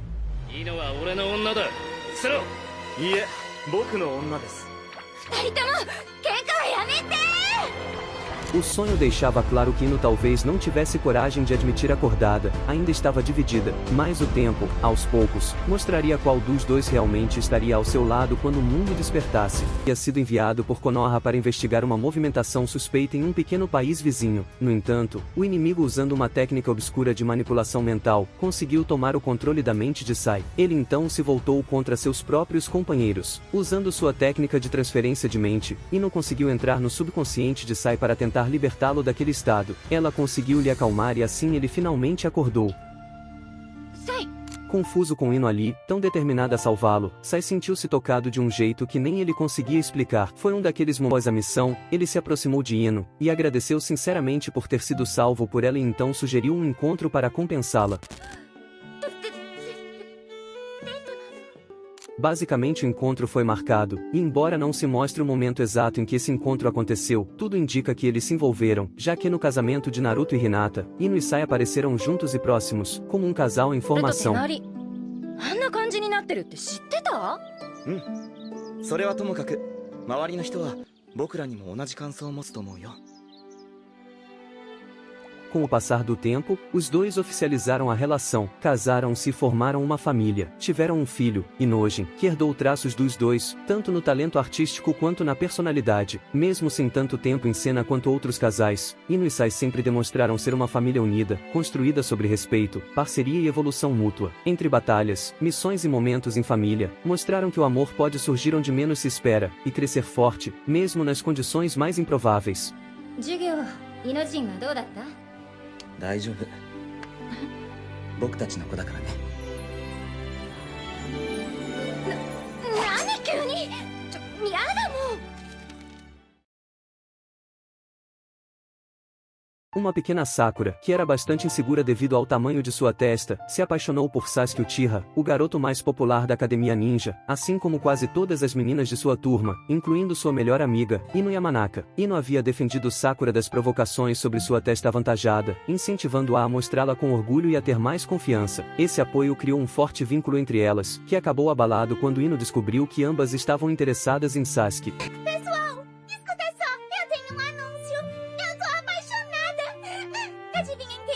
Aposto que é o Sasuke. Ah, como você sabia? Determinada a se aproximar do Uchiha, Sakura tentou confessar seus sentimentos, mas ele respondeu com indiferença, perguntando quem ela era. Envergonhada, Sakura saiu correndo, mas a partir desse momento, decidiu se esforçar para se tornar mais forte. Ao descobrir que Sasuke supostamente gostava de garotas com cabelo comprido, Sakura deixou o cabelo crescer para chamar sua atenção. No entanto, isso não surtiu efeito, já que Sasuke se tornou frio e distante após o massacre de seu clã por seu irmão Itachi. Para a sorte de Sakura, na formação das equipes ninja, ela foi colocada no mesmo time que Sasuke e Naruto, formando o time 7 sob o comando de Kakashi. Essa parecia uma boa oportunidade para se aproximar de Sasuke, mas Sakura começou errado ao falar mal de Naruto. Ela afirmou que por não ter pais, Naruto fazia o que queria sem ser repreendido e que sempre vivia sozinho. Isso irritou Sasuke, que conhecia bem a dor da solidão. Ele disse a Sakura que ela não sabia o que era estar sozinha e a chamou de irritante. A reação de Sasuke fez Sakura refletir sobre a maneira como tratava Naruto. Durante a primeira missão fora da vila, o time 7 enfrentou um grande desafio, e Sasuke acabou gravemente ferido ao proteger Naruto. Desesperada com a possibilidade de perdê-lo, Sakura quebrou o código ninja, deixando suas emoções transparecerem ao chorar por ele. No entanto, para sua felicidade, Sasuke se recuperou, deixando-a aliviada por ele ainda estar vivo. Ele está vivo! Sakura, isso dói! O tempo juntos fez a equipe desenvolver um forte vínculo, que seria testado durante os exames Chunin. Na Floresta da Morte, Orochimaru apareceu diante do grupo, derrotando Naruto primeiro, e em seguida, marcando Sasuke com um selo amaldiçoado antes de partir. Sasuke gritou de dor e desmaiou nos braços de Sakura, que ficou encarregada de proteger seus dois companheiros desacordados diante da difícil situação. Na manhã seguinte, ninjas do som aproveitaram a vulnerabilidade do grupo para atacar. Rock Lee apareceu para ajudar Sakura, mas acabou sendo derrotado. Sozinha, Sakura foi forçada a enfrentar os inimigos, sendo brutalmente espancada até que o time Inoshikasho surgiu para ajudá-la. Sasuke eventualmente acordou, envolvido pelo poder sombrio do selo amaldiçoado de Orochimaru, exibindo uma aura assustadora. Ao perceber o estado de Sakura, Sasuke perguntou quem a havia machucado. Nesse momento, ele aceitou seu caminho como vingador, decidido a obter poder a qualquer preço. Dominado pela maldade, Sasuke atacou Zaku e quebrou seus braços com crueldade. Vendo Sasuke ceder à escuridão, Sakura decidiu detê-lo antes que ele perdesse o controle.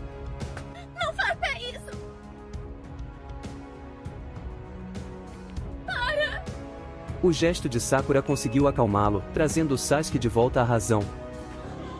Após a equipe passar pela Floresta da Morte, antes das batalhas finais, Sakura demonstrou grande preocupação com a marca deixada em Sasuke. Nem mesmo pense em contar sobre essa marca. Isso não tem nada a ver com você.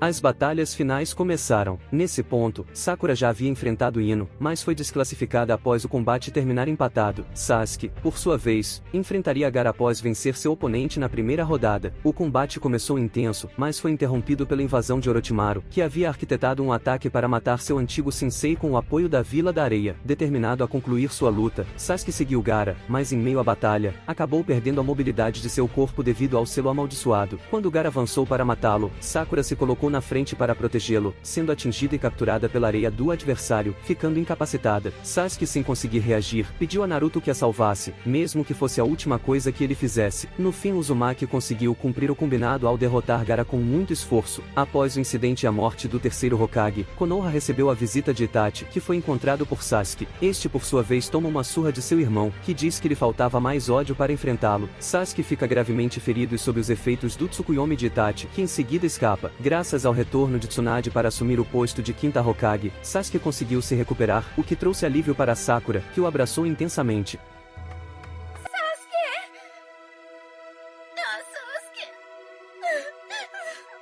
O que Sakura talvez não tivesse percebido, ou talvez não quisesse admitir, era que Sasuke já havia perdido completamente sua essência após o encontro com Orochimaru. Seu egoísmo e sede de vingança eram cada vez mais evidentes. Após perceber que ainda não era forte o suficiente, Sasuke decidiu buscar o poder oferecido por Orochimaru e tentou deixar a vila. Sakura, pressentindo suas intenções, o esperou para abordá-lo. Chorando, ela tentou convencê-lo a ficar, relembrando os momentos vividos com o time 7 e o vínculo que haviam criado, destacando que a vingança não lhe traria felicidade. Sasuke, no entanto, afirmou que era diferente deles e que havia decidido seguir esse caminho. Sakura disse que agora entendia sua solidão e declarou seus sentimentos em prantos.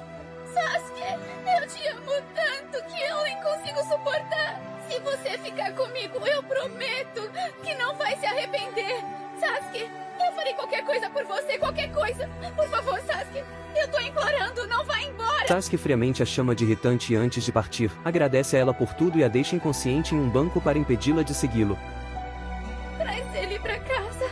Depois de se recuperar, Sakura depositou todas as suas esperanças em Naruto para trazer Sasuke de volta, e somente após 2 anos e meio eles se reencontrariam novamente. Diante de pistas sobre o paradeiro de Orochimaru, Sakura, junto com seu grupo, reencontrou Sasuke na tentativa de trazê-lo de volta a Konoha. Ao vê-lo após tanto tempo, ela ficou paralisada, enquanto Sasuke, sem qualquer apego à antiga equipe, chegou a preparar sua técnica mais letal para atacá-los. No entanto, Orochimaru o impediu, encerrando abruptamente o reencontro. Sakura chorou, determinada a se tornar mais forte para trazê-lo de volta. Em pouco tempo, Sasuke perde completamente o rumo após se vingar de Itachi e descobrir a verdade sobre seu irmão. Decidido a destruir Konoha, ele se juntou a Akatsuki. Após Sasuke ser declarado um criminoso renegado, Sakura foi pressionada por seus companheiros, que buscavam sua aprovação e a de Naruto para detê-lo de uma vez. Decidida a poupar Naruto da promessa de trazê-lo de volta, Sakura concluiu que a única solução seria matar Sasuke com suas próprias mãos. Ela elaborou um plano e se encontrou com ele sozinha, tentando se aproximar para ganhar sua confiança. No entanto, Sasuke foi o primeiro a atacar, quase apunhalando-a pelas costas. Kakashi-sensei chegou a tempo de salvá-la. Kakashi assumiu a responsabilidade de enfrentar Sasuke, que em certo ponto da luta, começou a perder a visão devido ao uso excessivo do Mangekyou Sharingan. Determinada, Sakura se aproximou para aproveitar o momento de fraqueza, mas por causa de seus sentimentos por ele, não foi capaz de atacá-lo. Eu pensei que já tinha decidido. Sasuke, por outro lado, reagiu rapidamente e tentou matá-la novamente, mas Naruto interveio a tempo de salvá-la. Obrigada, Naruto.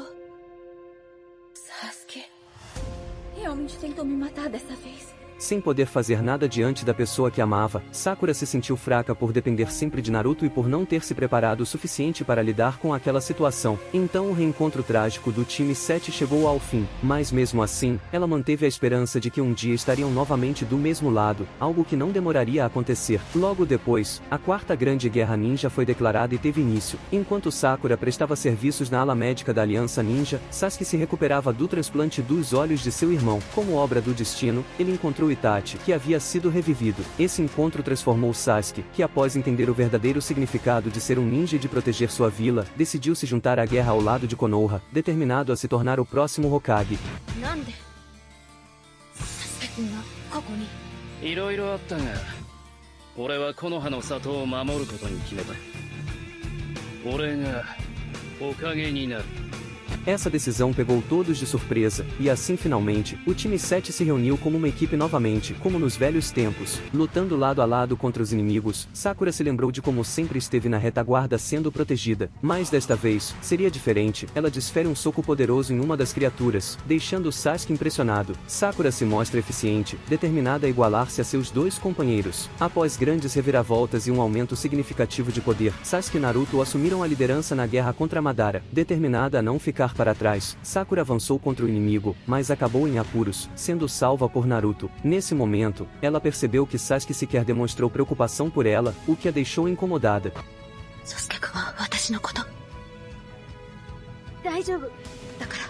Após Madara conseguir executar seu plano, ele foi traído e usado como cobaia para a ressurreição de Kaguya Otsutsuki. Diante desse novo obstáculo, Sakura demonstrou sua importância ao ajudar a localizar Sasuke, que havia sido lançado para outra dimensão pela inimiga. Suas ações foram aos poucos, provando sua utilidade, e graças ao trabalho em equipe do time 7, conseguiram selar Kaguya. Com o fim da guerra, Sasuke revelou seus planos de revolucionar o mundo ninja, planejando eliminar os Kages e os Biju para acabar com o ciclo de ódio. Naruto se colocou contra, e o confronto entre os dois se tornou inevitável, tentando impedir o conflito. Sakura, depois de tanto tempo, declarou seu amor por Sasuke novamente, na esperança de que ele reconsiderasse suas ações.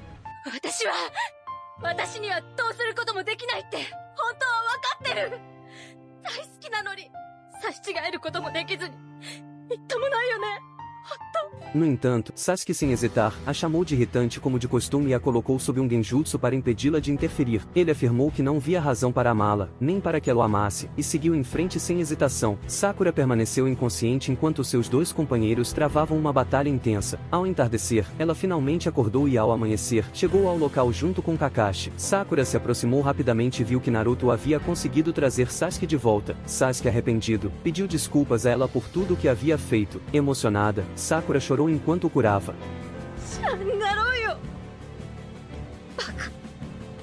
Depois que todos se recuperaram, Naruto e Sasuke realizaram o selo para liberar os prisioneiros do Tsukuyomi Infinito, salvando a humanidade ao redor do mundo. Após cumprir pena em Konoha, Sasuke foi perdoado por suas ações graças à sua contribuição para o fim da guerra. Decidido a partir em uma jornada de redenção, Sakura se ofereceu para acompanhá-lo. Sasuke recusou, afirmando que sua jornada era solitária, mas deixou as portas abertas para um futuro reencontro. Mata kondo na. Arigatou.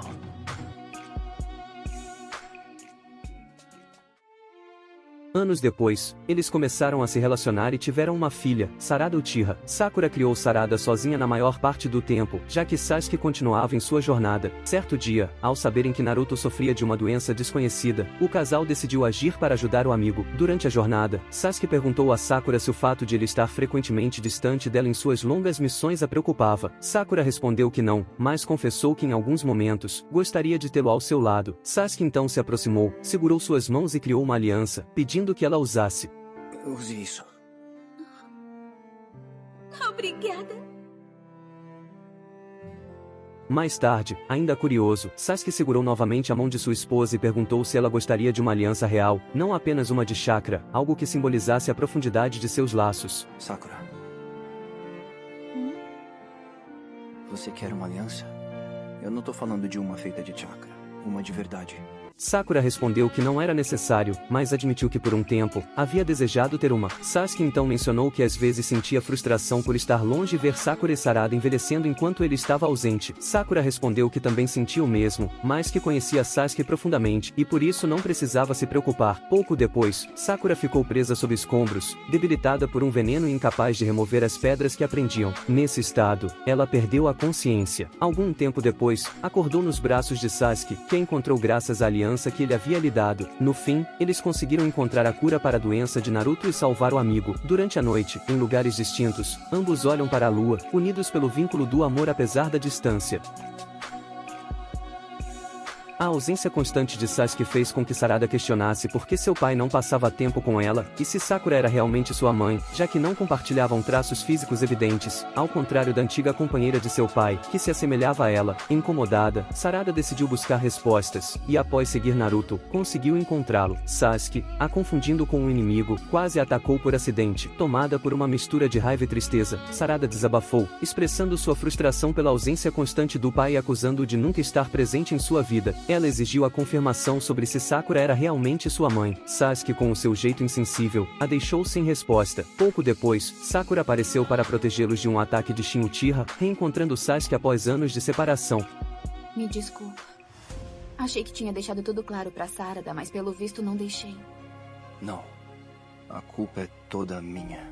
Você não precisa pedir desculpas pra mim.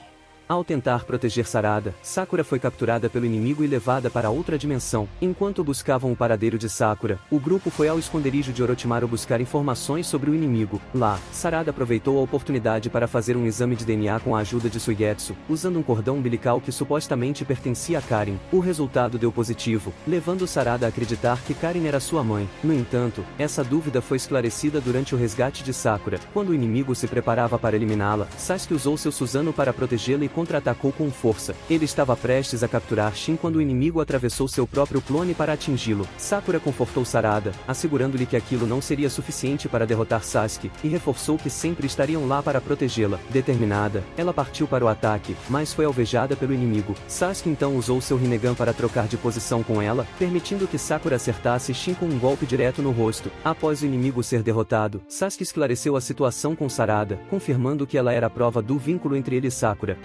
Seus sentimentos estão mesmo ligados aos da mamãe. Como você pode ter certeza disso? Porque você existe, Sarada. Karin, por sua vez, explicou que tinha o cordão umbilical de Sakura porque havia ajudado no parto e exigiu que Suigetsu se desculpasse com Sarada. De volta a Konoha, a família Uchiha se reuniu para um jantar tranquilo. No dia seguinte, Sasuke se preparou para partir novamente. Antes de ir, ele se despediu de Sarada com um gesto afetuoso, tocando sua testa, o que a emocionou profundamente. Sakura observou em silêncio, desejando que Sasuke se despedisse com um beijo. Mais uma vez, ele partiu sem atender a esse desejo, a deixando com um misto de carinho e frustração. A gente vai ter que deixar pra próxima de novo. Tchau. Algum tempo depois, Sasuke retornou para os exames Chunin, surpreendendo Sakura, que ficou tão abalada que chegou a desmaiar. Sarada, por outro lado, ficou feliz em ver o pai. No dia dos pais e filhos, Sasuke retornou novamente para passar o dia com Sarada, mas por não estar acostumado com a rotina dela, cometeu erros que a irritaram. Sakura o aconselhou, explicando que Sarada não o conhecia em seu cotidiano, e sugeriu que ele abandonasse um pouco a postura rígida. Ela destacou que o que Sarada esperava dele era o mesmo que Sasuke ansiava de seu pai e de Itachi quando era criança. Refletindo sobre as palavras de Sakura, Sasuke decidiu corrigir sua postura e finalmente conseguiu se aproximar de sua filha. Assim, a família Uchiha começou a reconstruir o vínculo perdido, com a esperança de expandir o plano futuro. Sakura. O quê? Me desculpa por tudo. Do que você tá falando? Olha, não precisa se preocupar, estamos bem. Por favor, só continua cuidando de todo mundo, tá, Sasuke? Tá.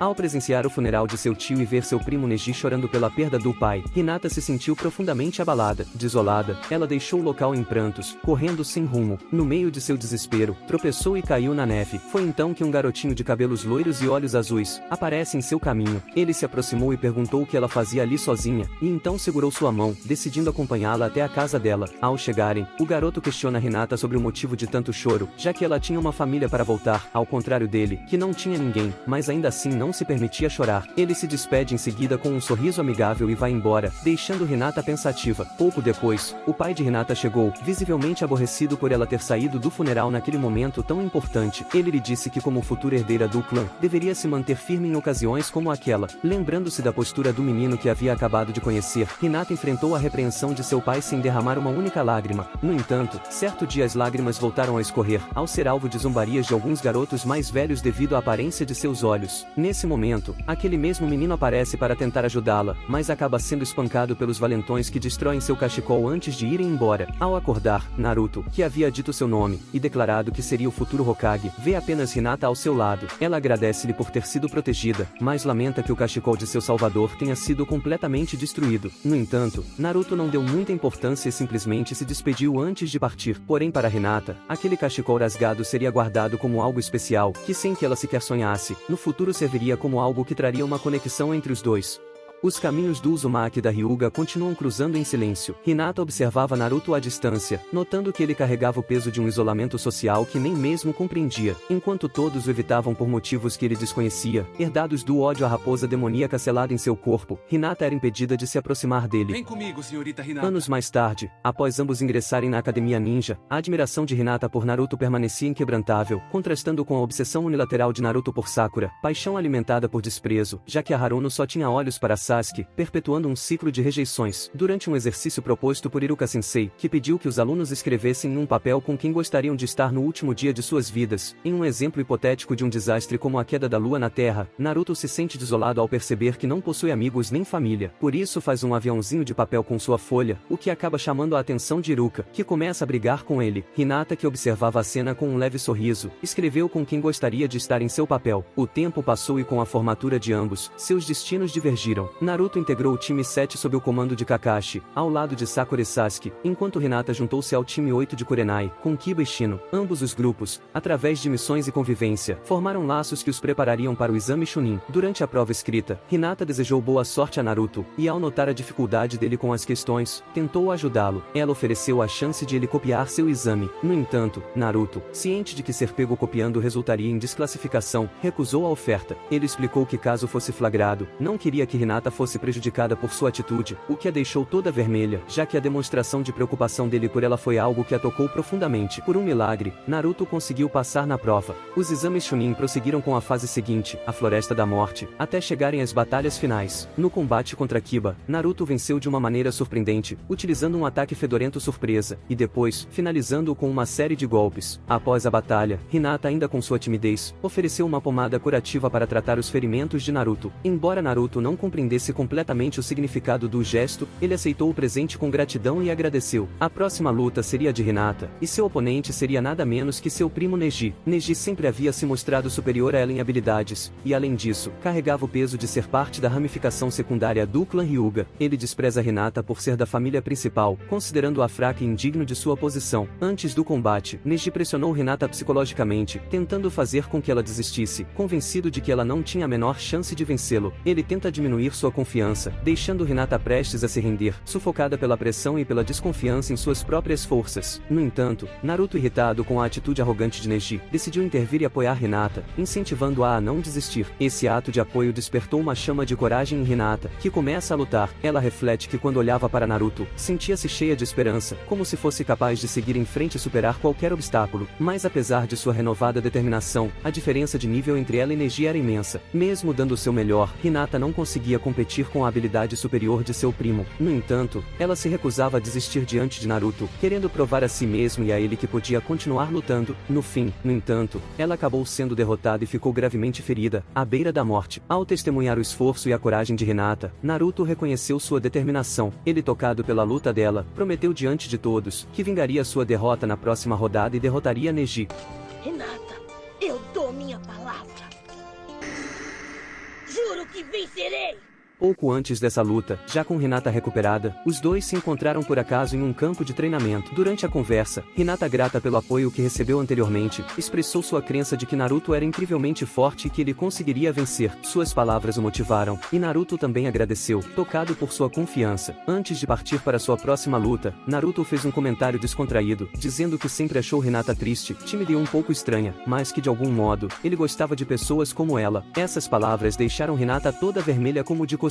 Naruto então pediu que ela não deixasse de assisti-lo vencer Neji, e seguiu para a batalha. Durante o combate, Hinata assistia da arquibancada e testemunhou Naruto cumprir sua promessa. Ele venceu Neji depois de um esforço imenso, mostrando uma força de vontade e determinação que impressionaram a todos. Após a deserção de Sasuke, que abandonou a vila em busca de poder, Naruto partiu para um longo período de treinamento sob a orientação de Jiraiya. Deixou para trás a Vila da Folha e com ela, Hinata, que como sempre, o observava de longe. Inspirada pela determinação dele, prometeu a si mesma que ficaria mais forte, desejando um dia estar à altura dele. 2 anos e meio se passaram, e Naruto retornou à vila, reencontrando seus antigos companheiros. Quando Hinata o viu inesperadamente, foi tomada pelo nervosismo e se escondeu de imediato, ainda sem se sentir preparada para falar com ele. No entanto, Naruto percebeu sua presença e se aproximou para cumprimentá-la. Incapaz de lidar com a situação, Hinata desmaiou. Ao despertar, foi surpreendida mais uma vez quando Naruto a convidou para acompanhá-lo, sem dar maiores explicações. O choque foi tão grande que ela desmaiou novamente com a situação embaraçosa. No entanto, a intenção de Naruto era apenas recrutar um substituto para Sasuke em sua equipe. Com o tempo, Hinata continuou a acompanhar discretamente a evolução de Naruto e seu incansável esforço para trazer Sasuke de volta. A cada missão fracassada, via a tristeza e a frustração crescerem nele, percebendo quanto essa busca significava para ele. Mais tarde, Naruto enfrentaria uma das maiores perdas de sua vida, Jiraiya, que foi morto em combate contra um inimigo formidável. Esse mesmo inimigo não demorou a invadir Konoha com o objetivo de capturar a Kyuubi selada dentro de Naruto. Durante o ataque, a vila foi completamente devastada, e após um combate intenso, Pain conseguiu subjugar Naruto. Com ele imobilizado e sem forças para resistir, estava prestes a levá-lo. No entanto, nesse momento, Hinata surgiu determinada a protegê-lo, assim como ele havia feito por ela quando eram crianças. Naruto, preocupado com a segurança dela, pediu que não se colocasse em perigo, mas Hinata permaneceu firme. Ela expressou que durante toda a vida, sempre esteve um passo atrás de Naruto, mas que seu maior desejo era caminhar ao lado dele. Sem hesitar, afirmou que não tinha medo de morrer se isso significasse protegê-lo, e naquele momento, declarou abertamente seu amor por ele. Eu não tenho medo. Porque, Naruto, eu amo você. Determinada, assumiu uma postura de combate e tentou libertá-lo, mas Pain não permitiu. Mesmo assim, Hinata se levantou rapidamente e o enfrentou mais uma vez. Apesar dos ferimentos, reuniu suas últimas forças e se preparou para atacar com sua técnica especial que desenvolveu. No mesmo instante, Nagato, que controlava os corpos de Pain à distância, sentiu o impacto da luta e tossiu sangue, permitindo que Hinata acertasse um golpe e quebrasse uma das prisões que mantinham Naruto imobilizado. No entanto, Pain reagiu com ainda mais brutalidade, usando sua força esmagadora para lançar Hinata para o alto e arremessá-la violentamente contra o solo. Mesmo à beira do colapso, Hinata se recusou a desistir. Arrastando-se com dificuldade, tentou alcançar Naruto, recordando todas as palavras de incentivo que ele lhe disse ao longo dos anos. Com um pouco de força que lhe restava, se aproximou dele e afirmou que estava apenas cumprindo sua promessa, pois esse era seu caminho ninja. Sem piedade, Pain ergueu no ar mais uma vez e a lançou brutalmente contra o chão. Em seguida, pegou uma de suas estacas, e diante dos olhos impotentes de Naruto, perfurou Hinata. A visão de Hinata sendo ferida de forma tão cruel despertou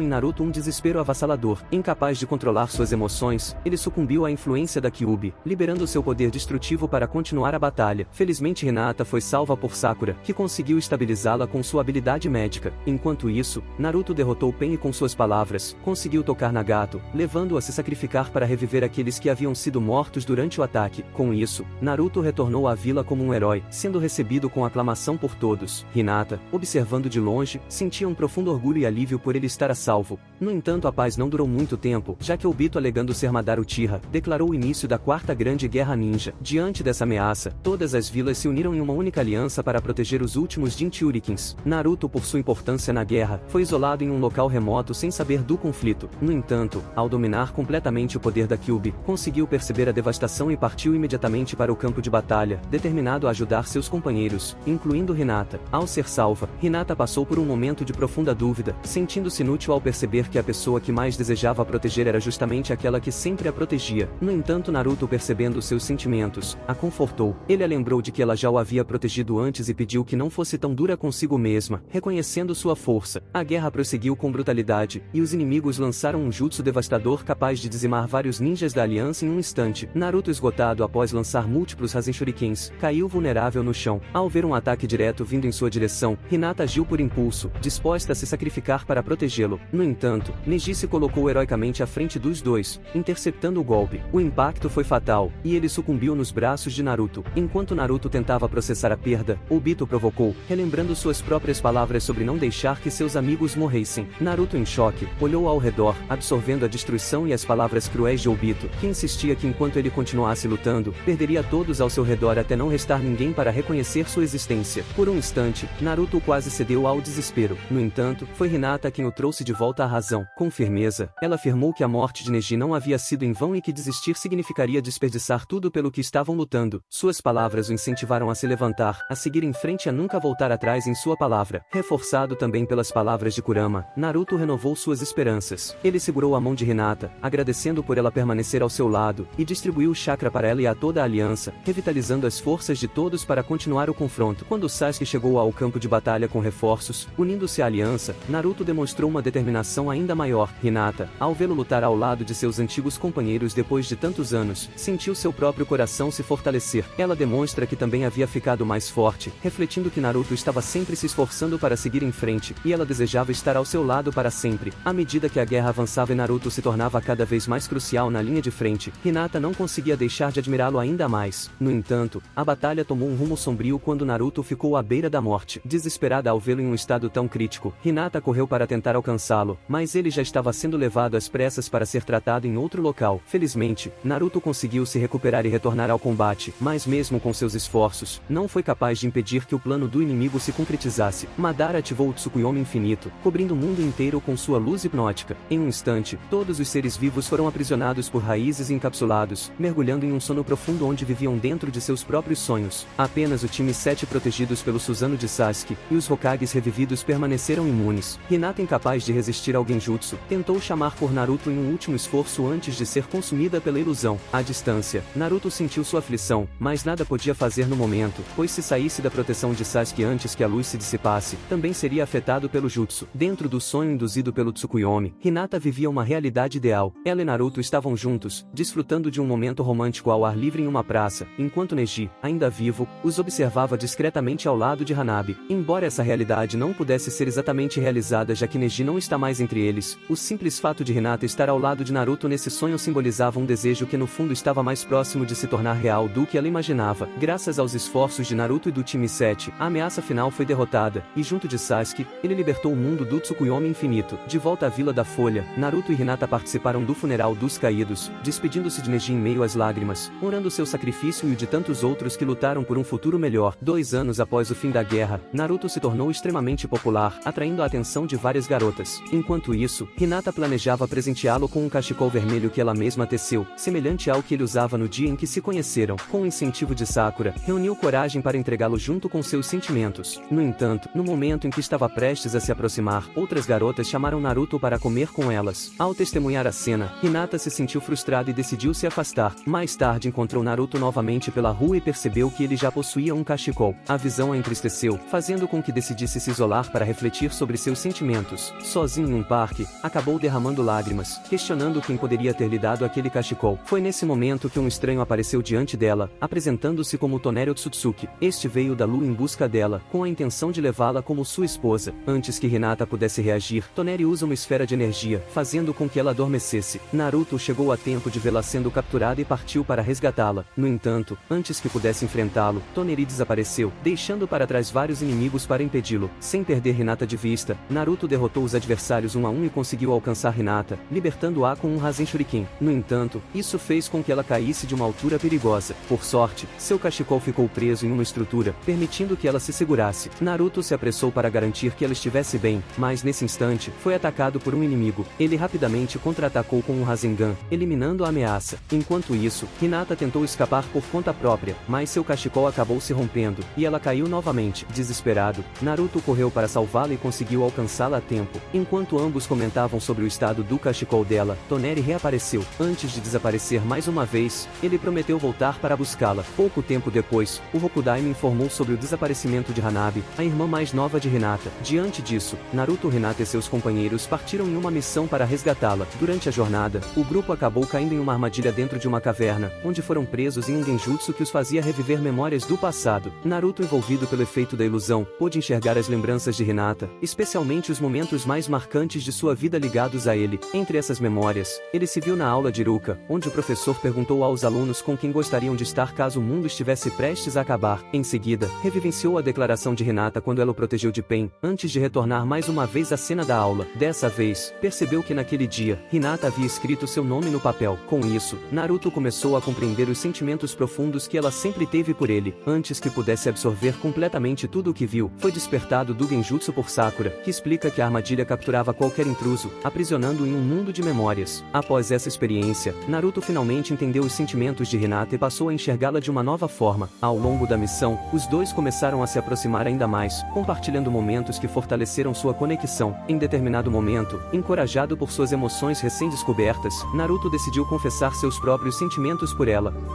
Hinata, eu amo muito você.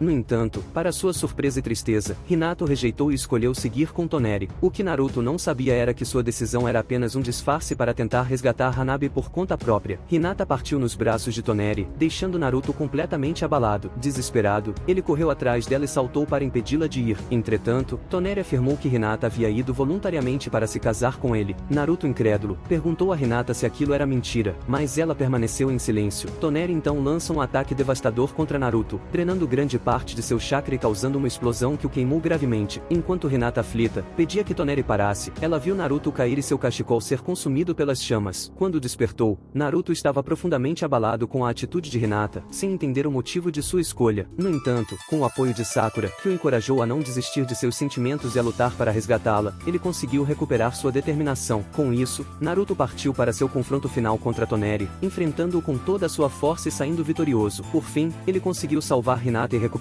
Hanabi, garantindo que tudo voltasse à normalidade. Agora que a situação estava resolvida e os dois estavam mais tranquilos, Hinata questionou Naruto sobre o cachecol verde que ele usava. Naruto explicou que aquele cachecol pertencia à sua mãe e que Konohamaru o havia encontrado entre os pertences do terceiro Hokage. Ao ouvir isso, Hinata se sentiu tola por ter imaginado coisas. Chegou o momento de voltarem para casa, com seus companheiros seguindo à frente. Naruto mencionou o dia em que Iruka-sensei pediu que escrevessem o nome de alguém com quem gostariam de passar o último dia caso o mundo estivesse prestes a acabar. Ele então revelou que agora, finalmente tinha uma resposta para essa pergunta. Ele queria passar esse dia com Hinata e estar ao seu lado para sempre, até seu último suspiro. Enquanto as memórias compartilhadas desde a infância até aquele momento surgiam ao redor deles como bolhas desvanecendo, Naruto segurou Hinata com firmeza, pedindo que ela não o soltasse. Em um movimento decisivo, usou seu Rasengan para impulsioná-los para cima, lançando-os aos céus. E sob a luz de uma lua brilhante, finalmente eles entregaram-se a um doce e esperado beijo intenso.